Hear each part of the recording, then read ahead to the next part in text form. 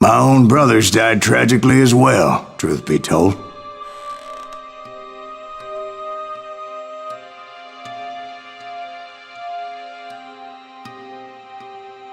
It was 1868, and me and my older brothers were pulling a tidy profit running cattle into Juarez, Mexico. One night after my brothers retired for the evening, I found a little poker game in a cantina with a couple of cowboys.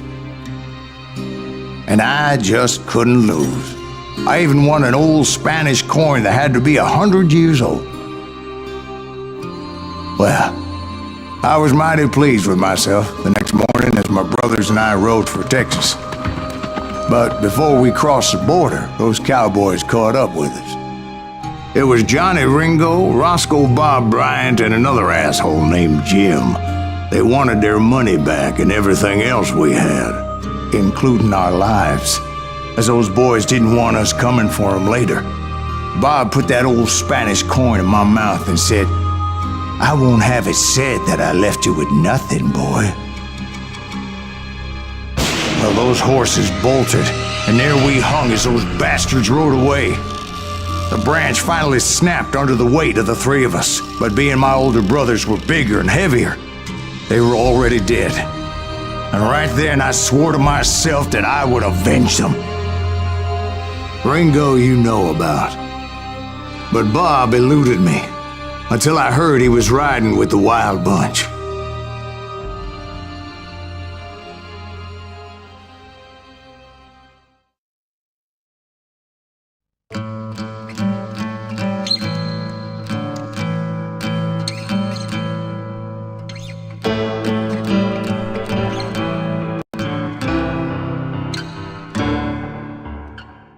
I'd been on their trail for months, ever since they left their hideout in the Bighorn Mountains. Led by Butch Cassidy, they were a loose association of outlaws who robbed banks and trains from Colorado to Montana. Among them was the Sundance Kid, and that murderous hombre I was tracking, Roscoe Bob Bryant. Were you a part of that giant Pinkerton posse after the Wild Bunch? No, boy. A circus like that would have slowed me down. Besides, I wanted Bryant all to myself. I'd heard about a large shipment of gold being transported to Wilcox, Wyoming on the Overland Flyer. I figured the Wild Bunch would likely hit such a treasure, and by God, I figured right. They blew the bridge with the intention of forcing the train to stop. Well, I assumed the Wild Bunch was likely in the still intact part of the train high above, so I had no choice but to make my way up through the passenger cars dangling down. I was determined to make that sumbitch Bob pay for what he did to my brothers.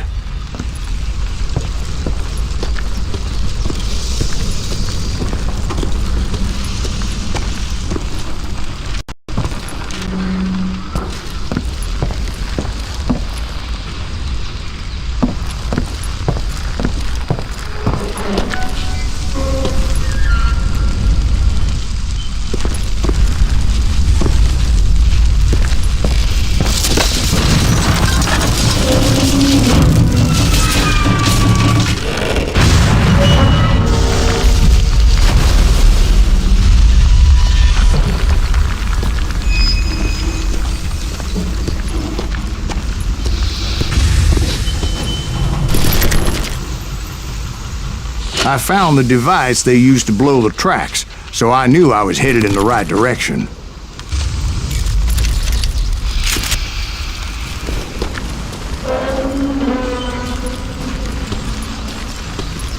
My ears are still ringing from blowing up that bridge. What'd you say? I can't hear a guy. Well, I made my way off unscathed and came upon a few members of the gang and had no choice but to dispatch them. From there, I had to negotiate an even more precarious route. But first, I would need to get my ass out of there.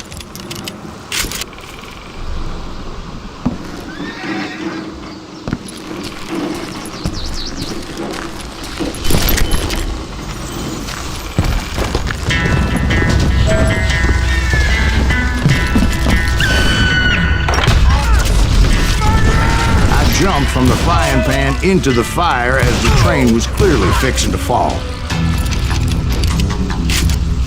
I had found the gang, but in order to find old Bob, I needed to fight my way forward past a whole passel of desperados.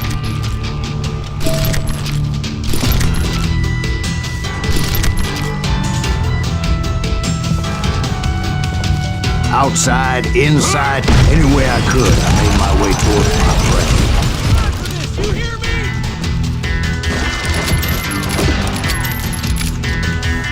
Had enough? Well, what about the passengers? It was mostly a freight train, as I recall. There were no passengers aboard that day.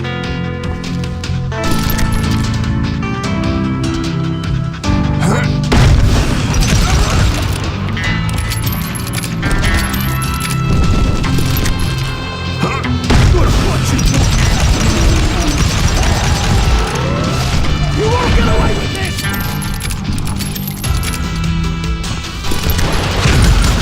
This asshole don't know who he's with.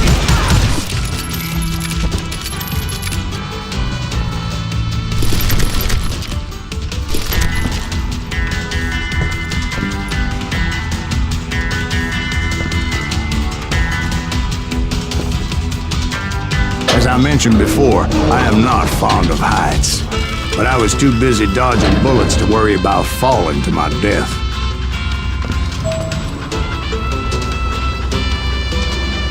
Odds were I was likely to die that day anyway. So I was determined to take down as many of those bastards as I could.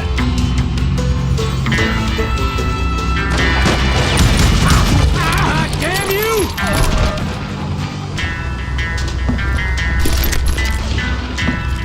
I'm putting... That's right! Good!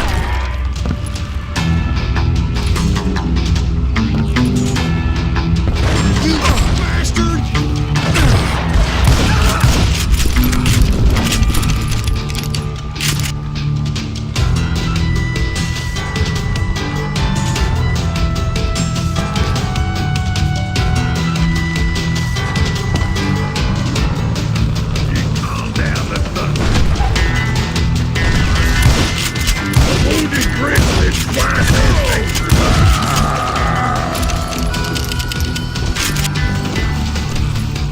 Times it was like shooting ducks in a shooting gallery. The only difference is these damn ducks shot back.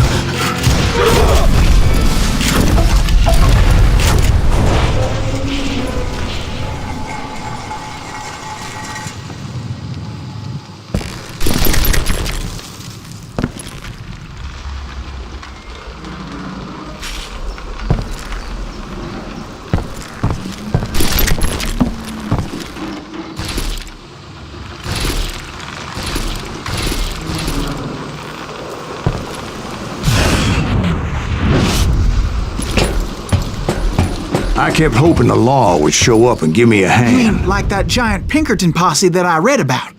Did they come riding in, guns a-blazing to help?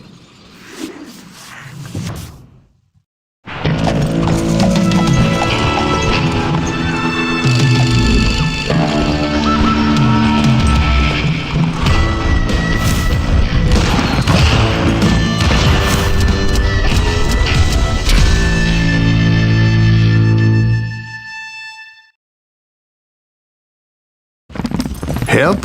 From the Pinkertons? No, son. I had to fight the wild bunch all by my lonesome, as usual. Who the hell is that?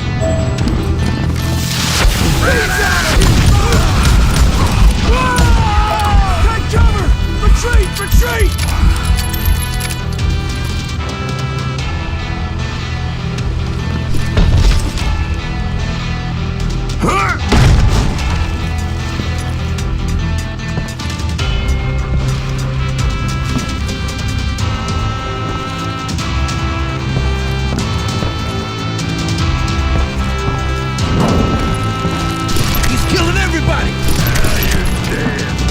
They'll kill us all! God damn it! I'm going out. I'm taking you with me.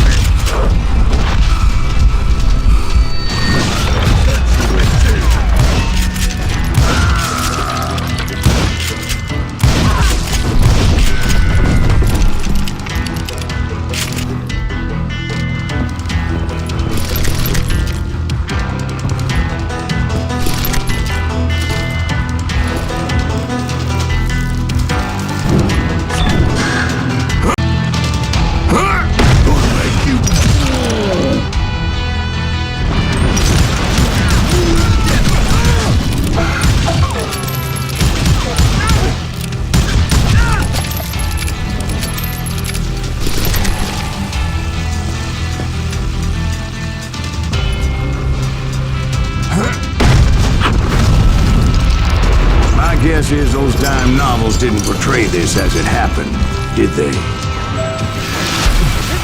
Only a few stragglers were left. I had to cut them down pronto if I was gonna stay on old Bob's trail.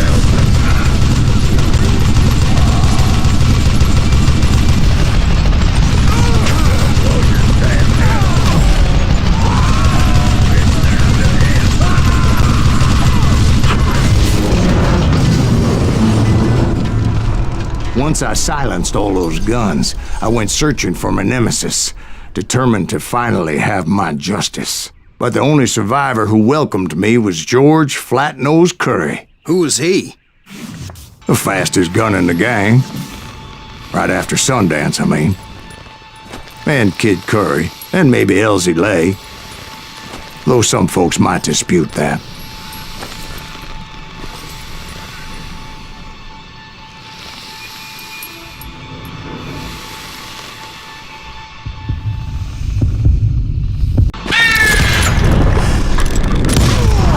On that very same day, Butch Cassidy and the Sundance Kid decided to leave the Wild Bunch behind and decamped for South America.